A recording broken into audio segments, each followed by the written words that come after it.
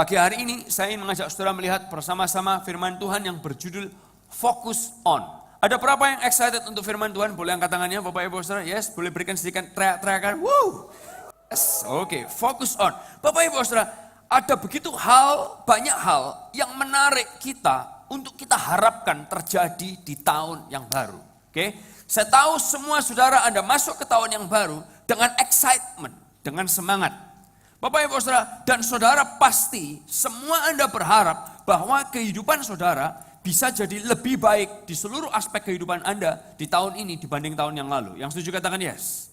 Saya percaya nggak ada di antara saudara yang berharap tahun ini lebih buruk daripada tahun kemarin. Nggak ada. Semua pasti berharap lebih baik. Dalam pekerjaan, saudara berharap saudara bisa dapat posisi yang lebih baik, income yang lebih baik, buyer yang lebih banyak. Dalam keluarga, saya nggak tahu kalau Anda berdoa untuk anak yang lebih banyak, mungkin nggak semuanya Bapak Ibu Saudara.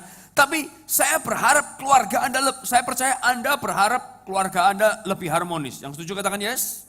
Nah Bapak Ibu Saudara ini kasih Tuhan, demikian juga dalam kehidupan kita yang lain. Kalau saudara ketahui, ketika orang mengharapkan apa di tahun baru, statistik menyatakan kebanyakan orang berharap ini saudara di tahun baru banyak orang yang punya harapan yang mereka catat dan mereka menjadikan itu target mereka. Mereka berharap menurunkan berat badan. Bapak Ibu Saudara ini kasih Tuhan. Saya tahu buat sebagian buat Anda itu penting sekali dan itu yang Anda impi-impikan. Anda mimpi tidur malam mimpi itu, bangun tidur mimpi itu lagi, besok malam mimpi itu lagi. Bapak Ibu Saudara, tapi pernahkah saudara ketahui kita ini seperti punya banyak target-target dalam kehidupan. Kita seperti punya banyak angan-angan. Kita seperti punya banyak mimpi. Tapi pernahkah saudara ketahui, sebagian orang, wah mereka bagus. Bulan Januari, minggu pertama, semangat. Wah, aku harus mengadakan progres dalam kehidupanku. Minggu kedua, mereka mau progres. Mereka nge-push lagi. Minggu ketiga, mereka berusaha. Minggu keempat, kok rasanya nggak terlalu banyak perubahan.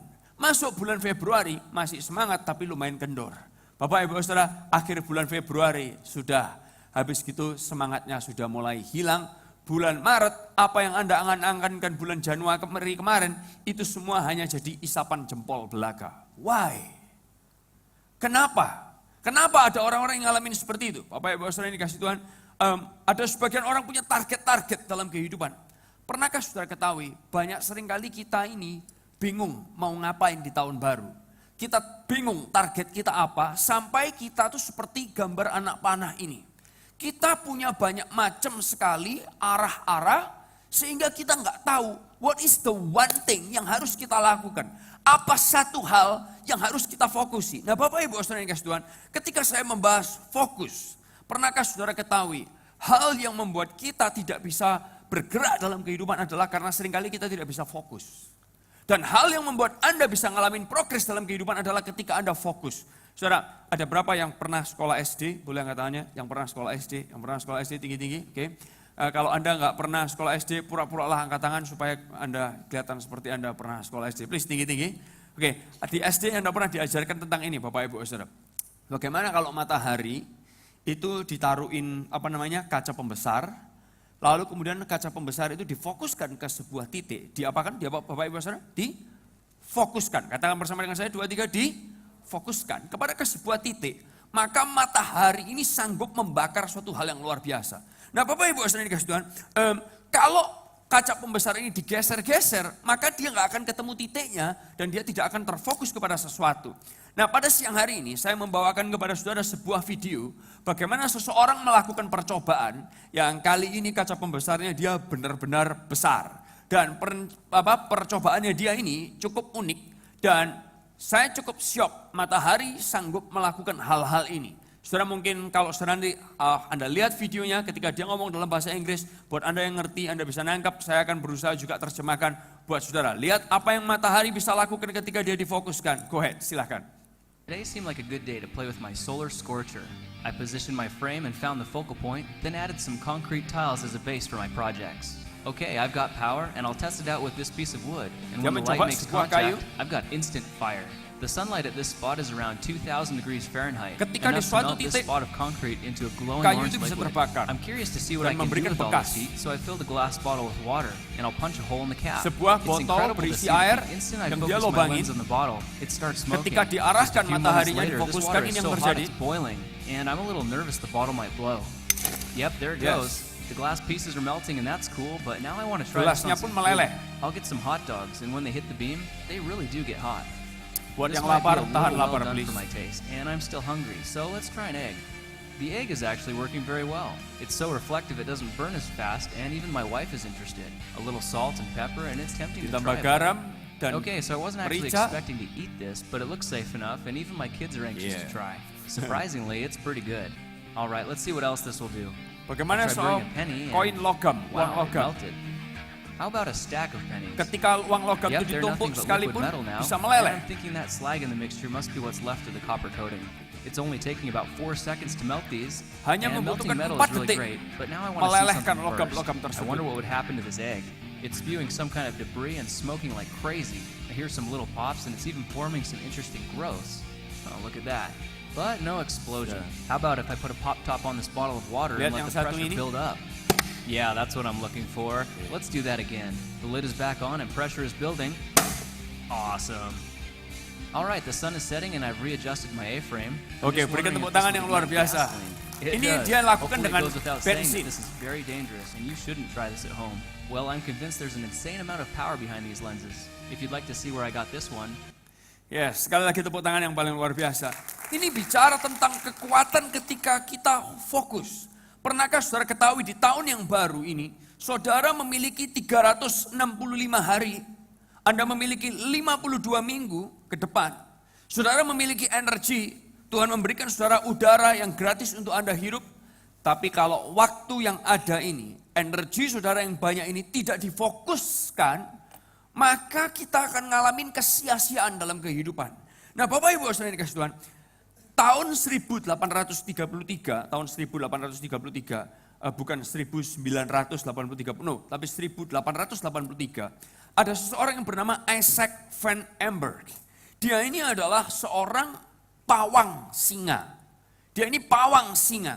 Dan di tahun 1833 ini, dia merupakan orang Amerika pertama yang berani memasukin kandang singa dan dia bisa melakukan atraksi dengan singa dan macan dan lain sebagainya.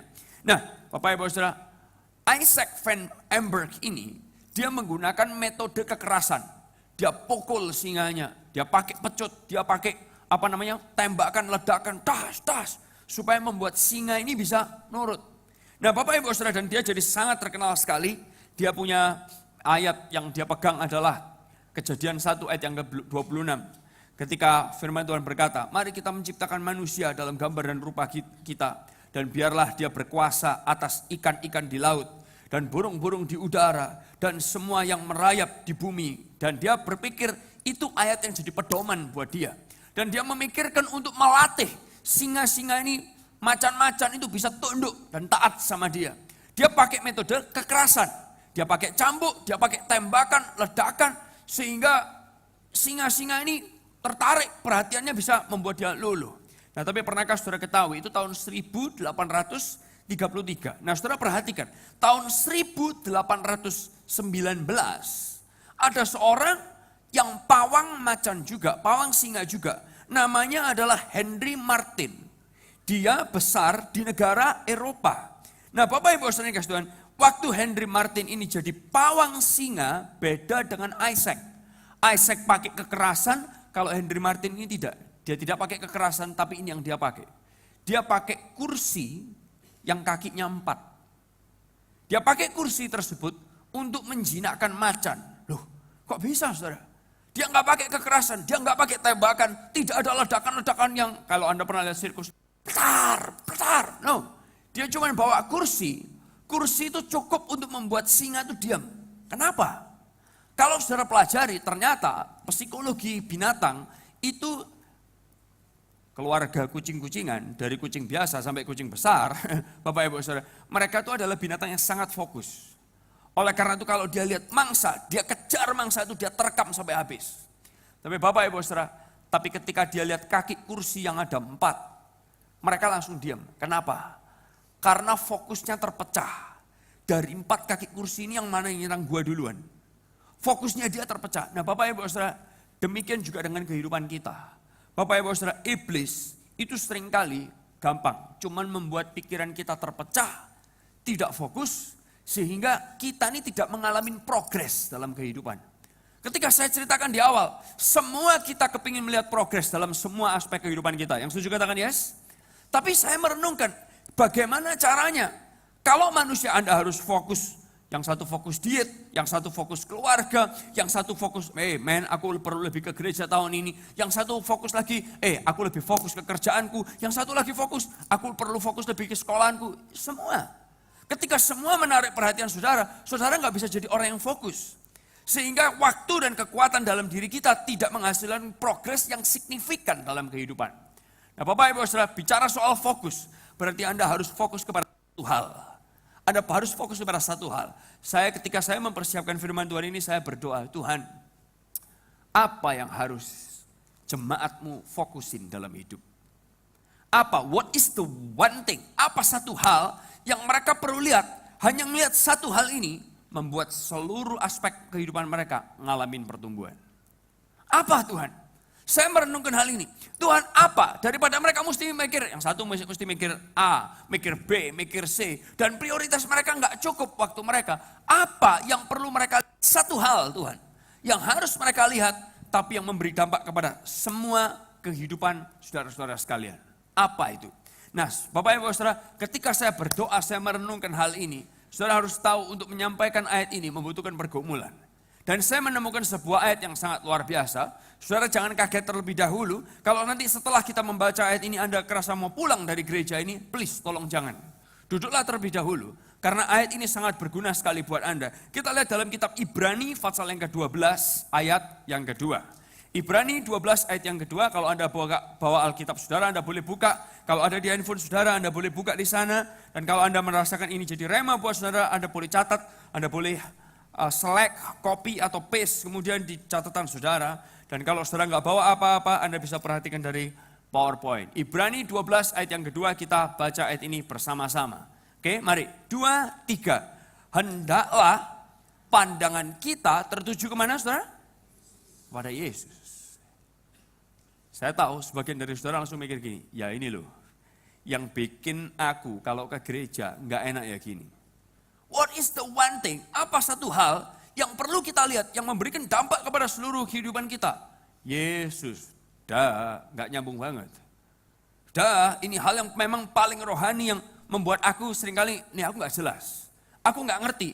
Kenapa ngelihat Yesus bisa memberikan dampak kepada semua kehidupanku?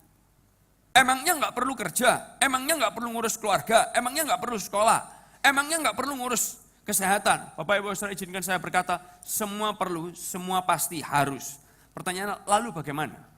Pernahkah saudara ketahui, kalau saudara mencoba ya, Anda pergi, lalu kemudian saudara coba pakai kacamata warna. Ada berapa yang pernah coba pakai kacamata warna dalam hidupnya? Yes.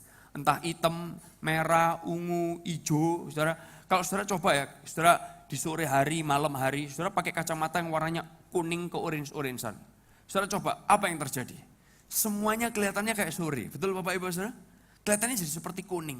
Tapi kalau saudara coba di siang hari, saudara pakai kuning, tambah kayak siang banget, betul Bapak Ibu Saudara? Oke? Tapi kalau saudara coba di siang hari, Anda pakai kacamata hitam, apa yang terjadi? Terang yang sangat menyilaukan jadi redup. Yang setuju katakan yes? Bapak Ibu Saudara, kenapa? Karena cara kita melihat berbeda. Pernahkah saudara ketahui dalam kehidupan ketika saudara fokus kepada Yesus, aspek-aspek kehidupan saudara mulai akan Anda lihat dengan cara yang berbeda. Kalau sebagian dari saudara Anda berpikir kerjaanku ini menjengkelkan, kerjaanku ini cuma buang waktu, kerjaanku ini perusahaan yang bukan paling top dan gak bisa apa-apa. Tapi kalau saudara mulai lihat, Tuhan menempatkan aku di sini untuk melakukan sesuatu yang luar biasa. Saya percaya cara kerja saudara akan mulai berbeda. Cara saudara melihat sekolah Anda akan mulai berbeda. Tuhan aku bersyukur Tuhan, selamat aku masih bisa sekolah Tuhan. Entah sekolahan paling elek atau sekolahan paling bagus. Thank you buat bisa sekolah di hari-hari ini. Dan aku sangat bersyukur. Saudara, kalau Anda bisa melihat itu dari kacamata Tuhan memberkati saudara, semuanya akan berbeda. Yang setuju katakan yes. Tuhan punya keluarga kayak gini nih, wah soro. Wah soro. Anak kayak gini, anak yang paling duablek. Atau anak yang paling diem. Disuruh ngomong, gak bisa ngomong. Disuruh guyu, mencucu terus. Mentolo ditarik pipinya. Bapak Ibu saudara, atau Tuhan punya suami kayak gini nih, suami yang paling menjengkelkan di dunia. Untung itu bukan doa istri saya saudara. Buat istri saya, terima kasih Tuhan buat suami yang paling cakep di dunia. Katanya gitu, thank you, thank you. Saya juga berdoa sebaliknya saudara terhadap istri saya, Bapak Ibu saudara. Nah kalau saudara melihat keluarga saudara itu adalah hal yang Tuhan percayakan kepada saudara, maka cara Anda menangani hal-hal tersebut beda. Bapak Ibu saudara, kesehatan saudara. Kalau saudara pikir, ya memang tubuh ini kan bait Allah. Harus terus makin diperluas. Ke depan, ke belakang, ke kanan, dan ke kiri. Berat badan harus tambah naik. Lemak harus tambah banyak. Berarti banyak korban bakaran lemak-lemakan yang akan dibakar di hadapan Tuhan.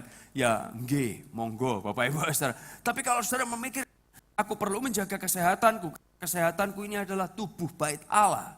Dan itu memuliakan Tuhan. Saudara, Anda lihatnya lain. Bapak Ibu saudara ini kasih Tuhan. Dan seringkali ini, saudara, jika kita melihat dari kacamata Tuhan, kita akan bisa melihat dengan pengharapan dan kebenaran. Tapi kalau kita hanya melihat dari kacamata yang lainnya, hasilnya akan berbeda dan membuat kita berbeda. Saudara, saya berikan contoh lagi. Setiap kali orang punya motivasi yang lain, seringkali semuanya berbeda. Motivasi beda, semuanya berbeda. Cara pandangnya beda, semuanya beda. Oleh karena itu firman Tuhan ngajak kita, arahkan matamu memandang kepada Yesus. Kenapa? Saudara lihat Ibrani 12 ayat yang kedua ini berikutnya. Ayat itu berkata kata-kata seperti ini. Sebab, baca ayat ini bersama-sama. Sebab dialah yang ngapain Bapak Ibu Saudara? Yang membangkitkan iman kita dan memeliharanya dari permulaan sampai habis. Ayat itu berkata, hendaklah pandangan kita tertuju kepada Yesus. Why? Karena ini. Karena dialah yang membangkitkan iman kita dan memeliharanya dari permulaan sampai akhirnya. Kalau saudara ngalamin masalah di kerjaan saudara, lalu kemudian saudara nggak punya pengharapan. Bapak Ibu Saudara, ayat ini berkata sebab dialah yang membangkitkan iman. Anda punya masalah di keluarga saudara, yang kayak nggak ada jalan keluar, iman saudara seolah-olah mau habis. Ayat ini berkata, dialah yang membangkitkan iman kita. Bapak Ibu Saudara, saya menemukan kata-kata ini. Hari ini saya akan memberikan begitu banyak kata-kata yang mungkin tidak ada di warta. Anda boleh catat. Karena mungkin ada beberapa hal, mungkin cukup banyak yang nggak ada di warta, saudara Anda bisa catat. Fokus kepada Tuhan Yesus, itu memberikan dasar dan memberikan harapan bagi semua aspek kehidupan. Sekali lagi saya ulang, fokus kepada Yesus, itu memberikan kepada kita dasar dan memberikan harapan bagi semua aspek kehidupan kita. Bapak Ibu Saudara, pernahkah saudara ketahui, beda motivasi akan begitu banyak hal yang berbeda. Yang pertama, beda motivasi akan ada beda ketahanan di saat tekanan. Saudara, kita semua pasti pernah ngadepin tekanan dalam hidup. Yang setuju katakan yes. Dari pacaran, disakitin hati sama pacar, putus lagi, sampai nyanyinya putus lagi cintaku terus. Mau masuk gereja juga putus lagi cintaku. Bapak Ibu Saudara, setiap kita pasti pernah ngadepin tekanan. Anak-anak di sekolah sekalipun, anak-anak yang masih usia kecil sekalipun, mereka ngadepin tekanan. Bahkan banyak yang bilang gini, sekarang ini anak-anak itu kalau sekolah pelajarannya tambah susah-susah. Yang setuju katakan yes? Betul nggak? Masih SD baru kelas 1, kelas 2 belajarnya sudah banyak. Bahasa Inggris, bahasa Mandarin, bahasa Hokkien, bahasa Kanton, betul nggak sih? Bahasa Jepang, bahasa Korea, bahasa Belanda, bahasa daerah timur, bahasa daerah barat, bahasa daerah-daerah yang lain. Sehingga begitu banyak anak-anak sekalipun, mereka berada dalam tekanan. Anda yang bekerja, apalagi Anda yang belum berkeluarga, wah ngadepin tekanan. Pasangan hidup Tuhan kirimkanlah kepadaku, karena habis gini masa anugerah kita bisa habis. Saudara, Anda yang sudah menikah, Anda pun juga ngadepin tekanan. So ini, ketika orang punya motivasi yang berbeda, perhatikan saya. dia akan berbeda menghadapi ketahanannya akan berbeda di saat harus menghadapi tekanan. Karena apa? Motivasinya beda. Motivasinya beda. Nah, Aristotle, seorang filosof yang sangat terkenal, dia menuliskan kata-kata ini. Anda boleh catat, di catatan saudara nggak ada. Kata-katanya seperti ini. It is during our darkest moment that we must focus to see the light. Di saat Anda berada dalam momen yang tergelaplah, di saat itulah kita harus fokus. Fokus apa? Fokus melihat terang. Di saat momen tergelap dalam kehidupan Anda harus fokus. Fokus apa? Fokus melihat terang.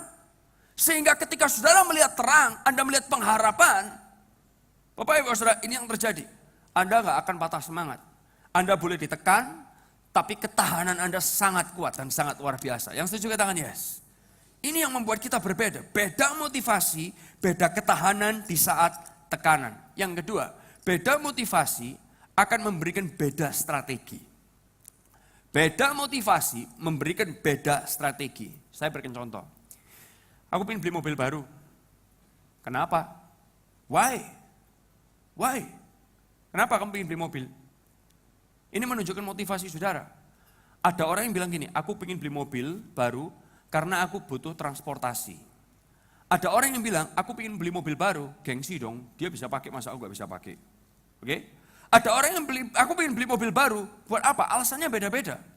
Oh, pencapaian dalam hidup akan jadi targetku. Saudara, kalau orang pengen beli mobil baru, karena motivasinya, karena dia kepingin ada alat transportasi, dia akan memikirkan strateginya bagaimana dia punya uang cukupnya seberapa, dia akan beli apa yang cukup buat dia untuk jadi alat transportasi. Karena itu motivasinya. Tapi kalau ada orang yang punya, aku pengen beli mobil baru, opo? Ya karena dia bisa beli, gue masa gak bisa beli?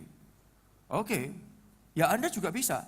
Maka strateginya berbeda. Gimana dong? Ya gampang. Kita cari yang bekas-bekas, yang kondisinya mungkin gak bagus, gak apa-apa. Yang penting gua punya. Karena targetnya apa motivasinya? Dia punya, gua juga harus punya. Loh betul kan? Bukan dipakai untuk alat transportasi. Betul gak? Ada lagi yang misalnya kayak gini. Oh gampang, kamu kepingin, kamu gak bisa beli. Gampang, sewa. Aku juga pernah punya pira suwe berapa jam. Tetap punya aku kan selama beberapa jam. Halo, enak, gak usah balik nama, gak mikir jual balik, gak rugi dan lain sebagainya. No maintenance, enak kan?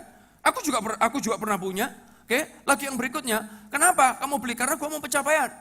Tapi ada juga orang yang beli, pokoknya aku kepingin punya. Bapak Ibu Saudara, caranya macam-macam. Dari yang cicilan sampai tukar tambah, dari yang, kalau saudara mau beli mobil, kan sekarang kan banyak kan seminarnya, beli rumah tanpa anggunan, rumah tanpa modal, katanya. Anda juga bisa beli mobil tanpa bayar. Caranya gimana? Gampang, tak kasih tahu saudara. Caranya gimana? Ngerampok. Halo? Loh, bukankah semua dosa itu sama di mata Tuhan? Kamu pernah bujui orang, aku juga pernah ngerampok, ada bedanya kan? Ya masalahnya Anda lebih diuber-uber. Betul lah saudara? So, beda motivasi, beda strategi. Bapak Ibu Saudara yang kasihan. Dan Mark Twain, dia seorang penulis yang hebat, dia berkata, you cannot depend on your eyes when your imagination is out of focus. Anda tidak dapat bergantung pada pandangan Anda ketika imajinasi Anda itu lagi gak fokus. Ketika imajinasi kita, ketika fokus kita ini lagi, istilahnya orang Surabaya bilang, gelambiar, lagi gak jelas. Anda gak bisa menggantungkan pandangan Anda, harapan Anda, kehidupan Anda kepada pandangan saudara.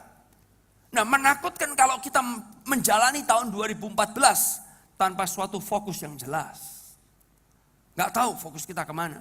Dan hari ini ketika firman Tuhan ngajak, arahkan pandanganmu kepada Yesus.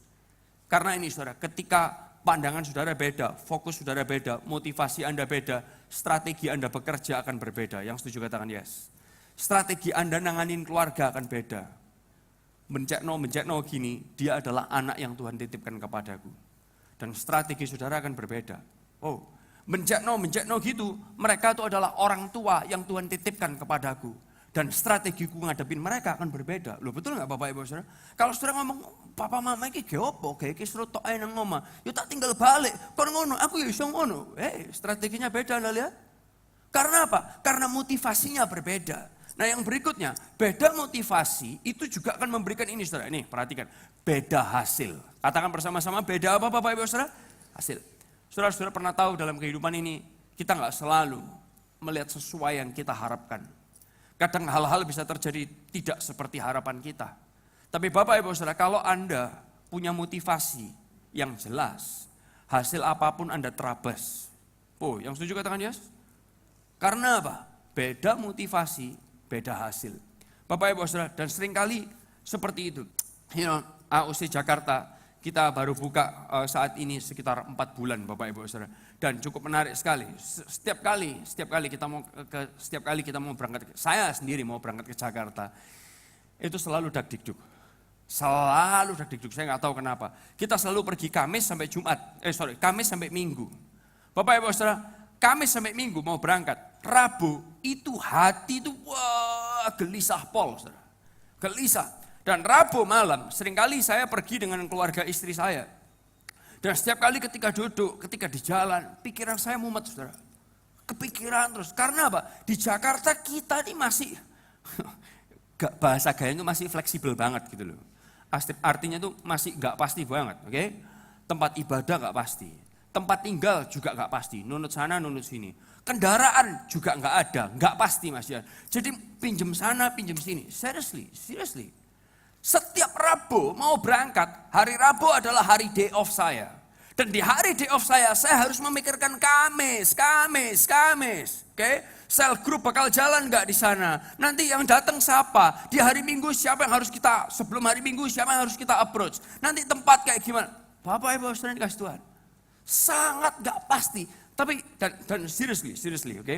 Waktu awal-awal kalau kebaktian di AOC Jakarta, wah kadang yang datang 40 sekian, kadang yang datang 15, oke? Jujur ngomong, kadang yang datang bisa 30 something, 40, kadang 18. Dak-dikduk Saudara. Apalagi waktu dulu kita di Mall FX, depannya persis itu Sudirman, Car Free Day. Makanya saya tambah jengkel kena sepeda. Karena apa? Itu nyesei, bikin orang nggak bisa ibadah deh Bapak Ibu Saudara. Oke, samping karena mall ini hukukan, sampingnya sini adalah JCC. Yang dimana kalau ada pameran, ini jalan macet, bubar orang nggak bisa masuk kebaktian. God, please. Terima kasih kepada Tuhan kalau minggu lalu kita sudah pindah di Senayan City. Come on man, it's just much better place. Dan Bapak Ibu Saudara, setiap kali hasil baik atau hasil tidak sesuai yang kita harapkan. Tapi satu hal, karena kita punya motivasi yang jelas. Kita buka di Jakarta, bukan karena kita cuma mau lihat gereja besar, no. Tapi Tuhan panggil kita untuk jadi terang di kota tersebut. Untuk membangun sesuatu, untuk jadi mercusuar di kota tersebut. Dan saya yakin, saya percaya Tuhan sedang melakukan perkara yang luar biasa. Di momen apa? Oh, berikan tepuk tangan yang luar biasa. Oh yes. Bapak Ibu Saudara dikasih Tuhan, dan Tuhan benar-benar melakukan sesuatu. Hari-hari ini jumlah yang hadir di gereja di AOC Jakarta mulai angkanya konstan Bapak Ibu Saudara. Sesuatu yang luar biasa dan serius. Waktu di awal-awal kita mengumpulkan jemaat-jemaat semuanya mereka baru, oke? Anda kalau tahu kalau kita mau pelayanan di belakang itu, mari kita berdoa sama-sama untuk pelayanan ini. Diajak, ayo buka hati kita nyembah Tuhan. Gak ada yang bisa nyembah Tuhan Saudara.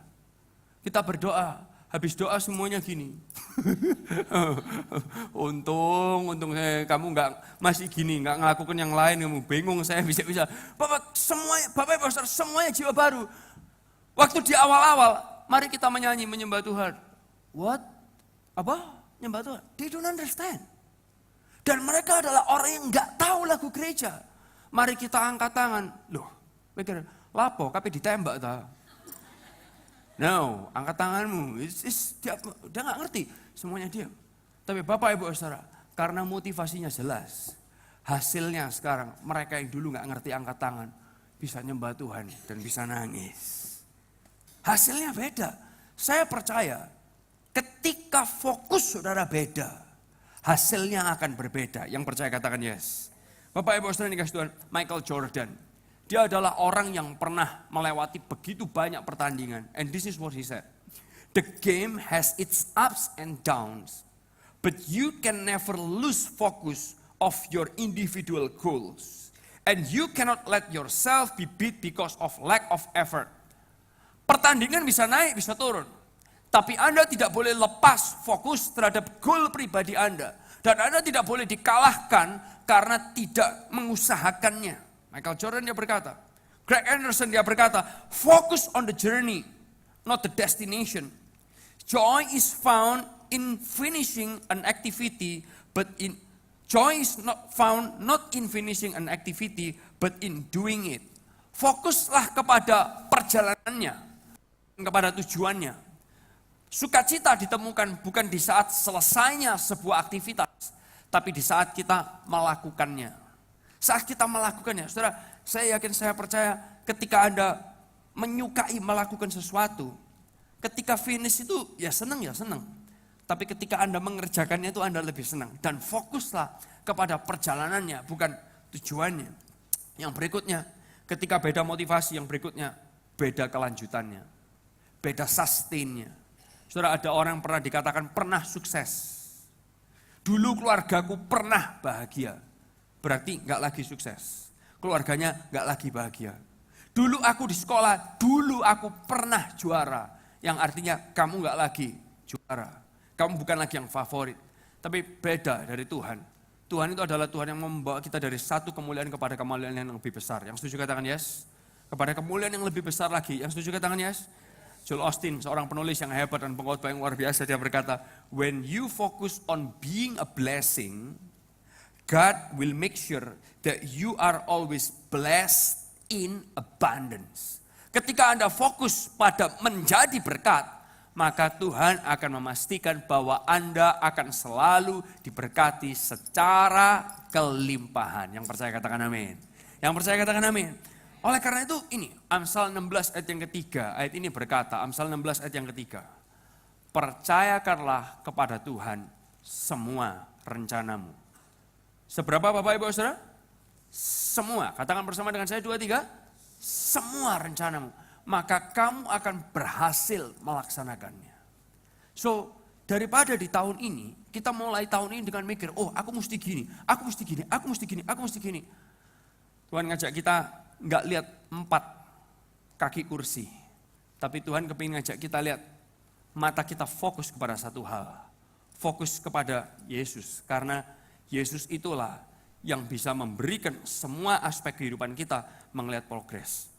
Matius 6 ayat 33 ayat itu berkata, carilah dahulu kerajaan sorga dan kebenarannya, maka semuanya akan ditambahkan kepadamu. Dan saya percayakan hal ini. Bapak Ibu Saudara yang dikasihi Tuhan, Anda mungkin berpikir, Esra, Pastor Esra, or Sinyo Esra, atau Titi Esra, mungkin Anda bisa panggil saya Titi Esra, supaya membuat saya makin baby face, Bapak Ibu Saudara. Oke. Anda mungkin bertanya, apakah Tuhan itu ada hubungannya dengan kerjaanku? Apakah Tuhan ada hubungannya dengan keluargaku? Yes, benar. Saudara pernah tahu kalau Anda datang di tahun baru kemarin, Anda melihat saya memutarkan video bagaimana Tuhan bisa ada hubungannya dengan tinju. Mike Tyson, ketika dia ada di ruang dressingnya, wah dia memotivasi diri dengan marah-marah. Tapi Holyfield beda. Anda lihat videonya kemarin di tahun baru, apa yang Holyfield lakukan? Dia memotivasi, mengarahkan fokusnya kepada apa? Kepada Yesus. Dia memuji, menyanyi, menyembah Tuhan. Lucu banget ya. Lihat Holyfield yang badannya gede. Bisa nyanyi, shout to the Lord, all the earth, let us. Rasanya itu lucu banget. Tapi itu caranya dia menata fokusnya dia kepada Tuhan. Karena di situ Tuhan yang akan membangkitkan imannya dia. Oh, Bapak Ibu Saudara dikasihi Tuhan. Saya ini karena CSI. Hari-hari ini membosankan. Banyak yang lama-lama yang diputar ulang terus. Anda kalau bingung CSI itu apa sih? CSI, Anda tahu? Crime Scene Investigation. Yang sering di AXN. You know? Loh, saudara kok nggak ngerti semua sih? Anda tahu Benny Hinn, Hillsong. Kebanyakan nonton acara Kristen semua deh saudara-saudara ini. Anda tahu Esra? Oh, ya, saya yang lagi ngomong. Tapi saudara tahu CSI, Crime Scene Investigation. Itu serial yang favorit saya dan istri saya. Karena filmnya lama-lama saya bosan saudara. Yang saya tonton hari-hari ini adalah ini saudara. Ini yang seru nih. UFC Championship. Saudara tahu apa itu? Ya, yang pertandingan orang tarung di dalam. Wah, itu setiap kali saya nonton itu. Rasanya tuh kepingin sit up. Supaya kembali six pack. Tapi ya rodok males sih. Ngangkat sikil lah ya lumayan. Habis gitu ya nggak sit up sih. Nah saudara tahu dari acara UFC ini.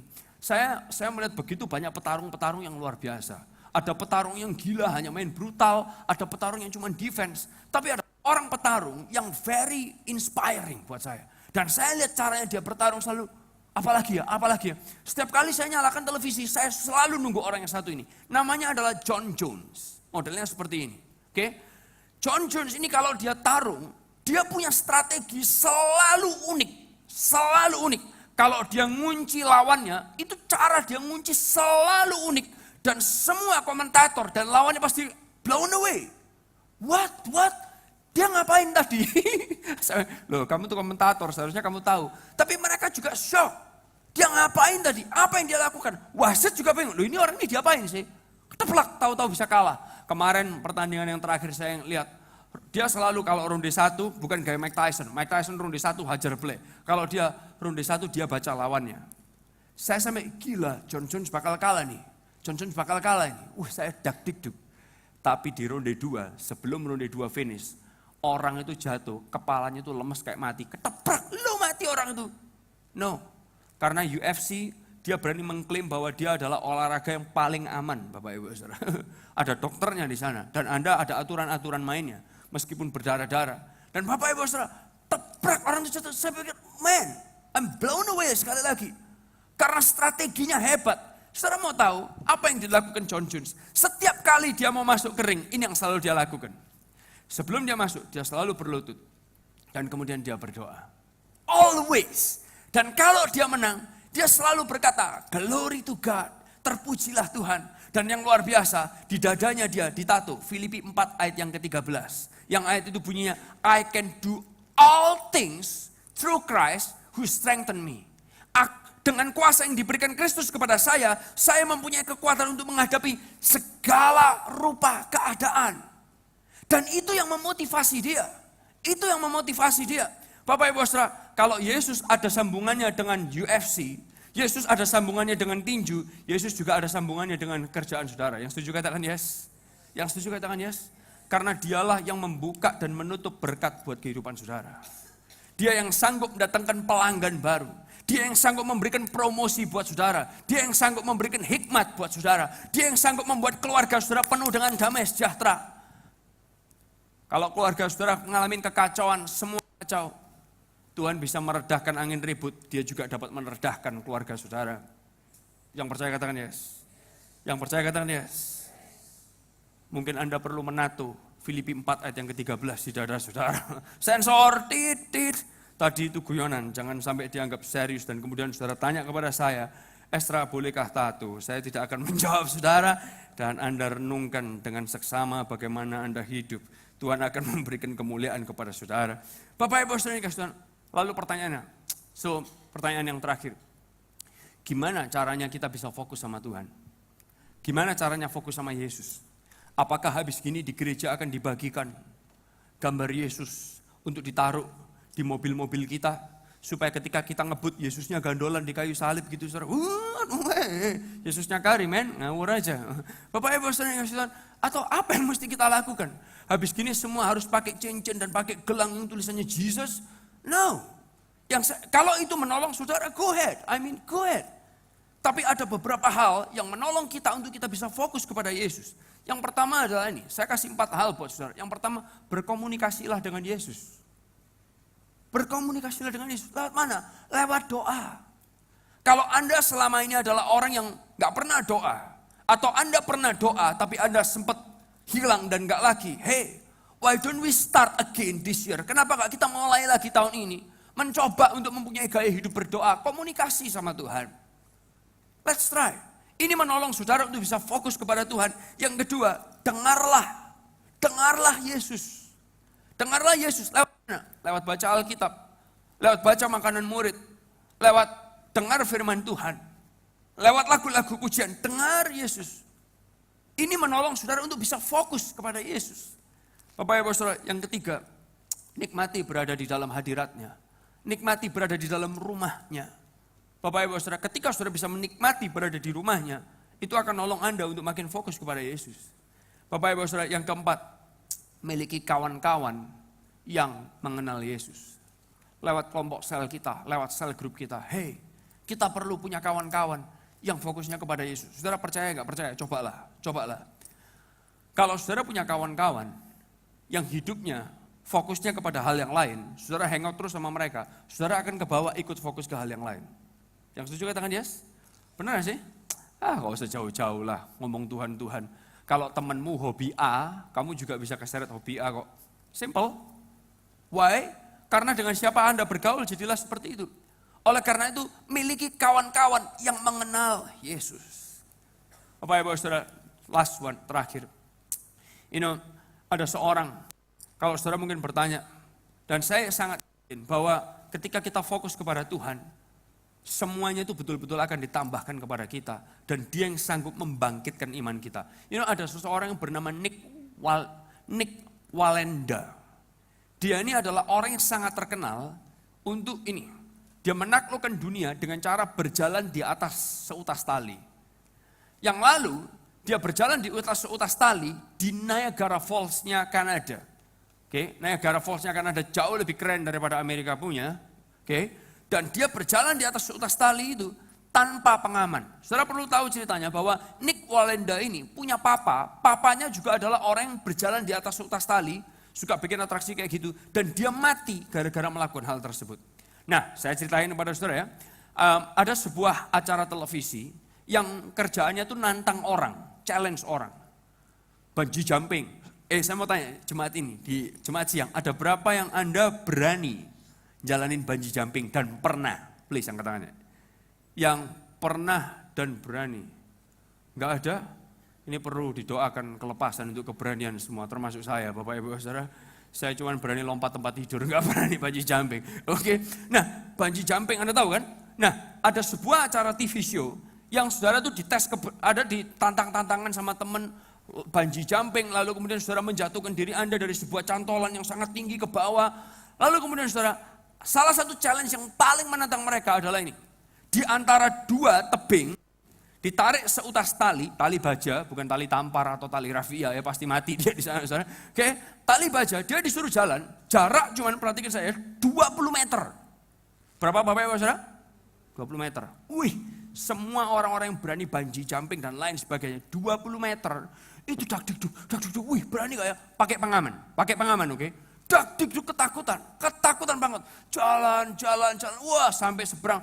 Begitu mereka sampai seberang, mereka berkata, ini adalah momen yang paling menantang. Berapa meter? 20 meter jalannya. Nick Wallenda, dia jalan, kali ini dia menyeberangi Grand Canyon. Itu pegunungan yang hebat di Amerika. Jaraknya bukan 20 meter, bukan 40 meter, tapi 400 meter lebih. Dan perhatikan saya, dia jalan tanpa pengaman. Jaraknya, tingginya 450 meter. Lebih tinggi daripada gedung-gedung yang tinggi. 450 meter di atas tanah. Dan dia jalan tanpa pengaman. Tanpa jaring di bawahnya, tanpa gantolan yang mengikat tubuhnya, apa-apa. Dan dia jalan selama 400 meter. Dia harus betul-betul, yang saya bicarakan hari ini, fokus. Dia harus jalan fokus, dia bawa sebuah gala yang besar. Dia harus fokus sampai di tempat tujuan. Saudara mau tahu apa yang kira-kira Nick Wallenda lakukan supaya dia bisa tetap fokus? Saudara mau tahu apa yang dia lakukan? Saya bawa videonya buat saudara, dan kebetulan ada mikrofon di mulutnya dia untuk bisa dengar apa yang dia katakan, apa yang membuat dia fokus. Saudara lihat dan saudara saksikan. Kalau saudara tanya, ada nggak hubungannya Yesus dengan jalan di atas seutas tali? Yes, Yesus pernah jalan di atas air, tapi belum pernah jalan di atas tali. Dan Nick Wallenda, he did it. Saudara lihat, kita saksikan yang satu ini. You're my savior, you're my protector, you're my shield, you're my strength.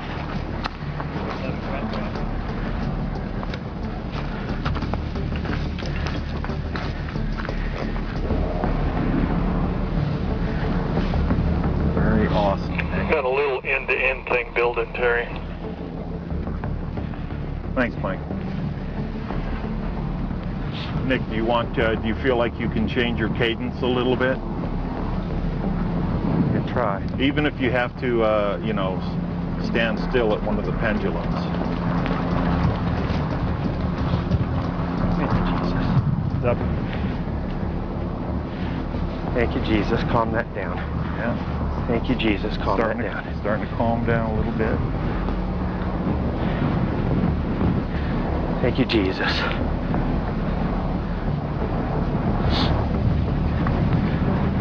Golly, man.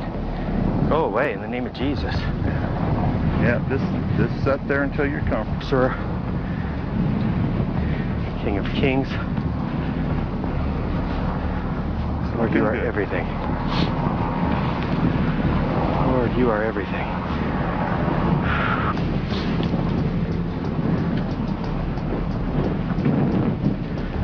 Oh, Lord. Thank you, Jesus.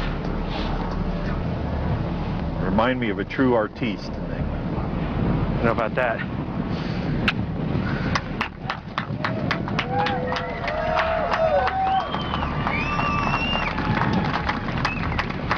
Thank you, Lord. Wow. It's a long way down. Yeah, it is, but you take your time now. I am.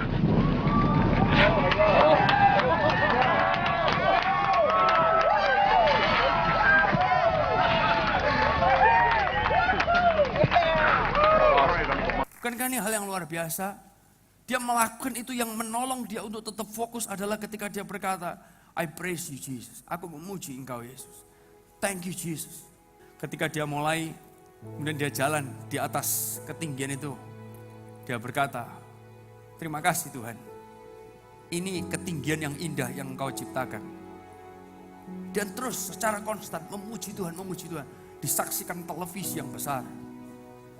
Seluruh dunia. Saya sangat yakin, saya sangat percaya. Ketika Ibrani 12 ayat yang kedua itu berkata, hendaklah pandangan kita tertuju kepada Yesus. Tuhan Yesus sanggup menolong setiap aspek kehidupan kita. Yang percaya katakan yes. Sebab dialah yang membangkitkan iman kita dan memeliharanya dari permulaan sampai akhir. Dia yang membangkitkan iman kita. Ketika iman kita lemah, dia yang membangkitkan. Dan dia akan sustain itu, memeliharanya dari permulaan sampai akhir. So Bapak Ibu Saudara yang dikasihi Tuhan, saya berdoa di tahun ini, let's not focus to any other things. Kita nggak fokus ke hal-hal yang lain. One thing, kita cuma bisa fokus ke satu hal. Jangan biarkan iblis menipu kita. Seperti pawang singa, dikasih kursi kaki 4, udah hilang fokusnya. No, iblis akan terus menggoda kita. Dalam perjalanan kehidupan kita, dia tidak akan stop untuk menggoda kita. Tapi mari kita fokuskan pandangan kita kepada satu hal, satu dan hanya satu-satunya. Kita arahkan pandangan kita kepada Yesus. Lewat kita berdoa, lewat kita dengar kata-katanya Yesus. Lewat berada di rumahnya, lewat dikitari dengan orang-orang yang memperhatikan Yesus. Saya percaya saudara akan bisa fokus kepada Yesus. Dan semua aspek kehidupan saudara akan diberkati oleh Tuhan secara luar biasa. Yang setuju katakan amin. Yang setuju katakan amin. Berikan kemuliaan yang paling luar biasa buat Tuhan kita. Mari kita berdiri bersama-sama.